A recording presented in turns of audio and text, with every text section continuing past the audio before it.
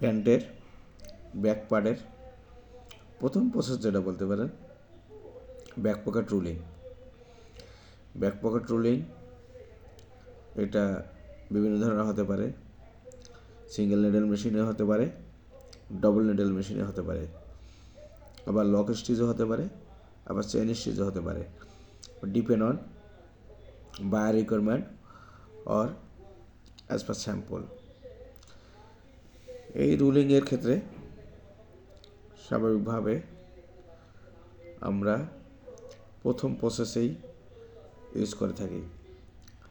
এখানে মোটামুটি সি গ্রেডের বা বি গ্রেডের অপারেটর হলেই চলে। এটা খুব একটা কঠিন প্রসেস না, সিম্পল প্রসেস। এই প্রসেসের ক্ষেত্রে আমাদেরকে মিডিয়াম লেভেলের অপারেটর ব্যবহার করলেই চলে। এটা যেহেতু আমাদের পকেটের রুলিংয়ের কাজ, এই রুলিংয়ের জন্য আমরা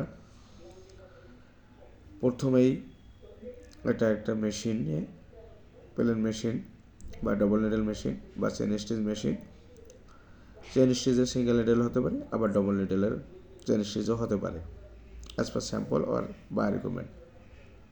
এটার এসএমবি 0.30 হয়ে থাকে, ক্ষেত্র বিশেষে একটু কম বেশি হতে পারে। 0.30 SMB, that means 200 piece production, 100% target.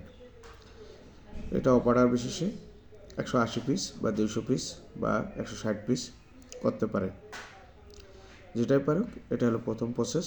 এটা যদি অটো মেশিন হয় তাহলে ভালো, সুতা কাটা লাগে না।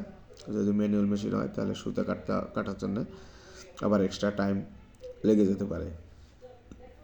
তবে খেয়াল রাখতে হবে এই কাজটি করার সময় বান্ডিলের সিরিয়ালটা যেন 100% ঠিক থাকে। বান্ডিলের সিরিয়াল না থাকলে পকেট জয়েন্টের ক্ষেত্রে সমস্যা হতে পারে। সেই জন্য পকেট জয়েন্টের জন্য সিরিয়াল রাখার জন্য পকেট রুলিং করার সময় সিরিয়ালটা ঠিক রাখতে হবে। পকেটের সিরিয়াল ঠিক থাকলে এরপরে আমাদের যে প্রসেসটাতে যাবে সেই প্রসেসটাও সিরিয়াল ঠিক করে রাখবে, তাহলে পকেট মেশিংয়ের জন্য আর কোনো বাড়তি হেল্পার লাগবে না।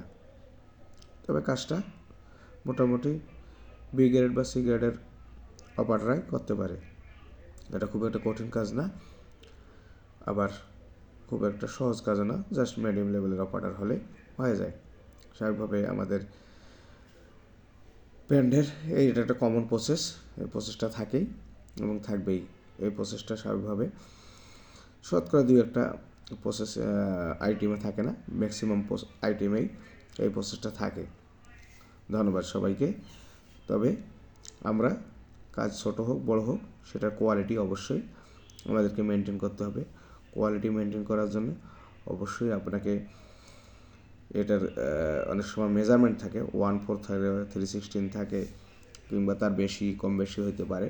সেটা গাইড ওভাবে সেট করে। এই মেশিনটাতে একটা টি গাইড সেট করানো আছে, সম্ভবত এটা 1/4 স্টিচ 1/4 মেনটেন করানো হয়ে থাকে। ধন্যবাদ।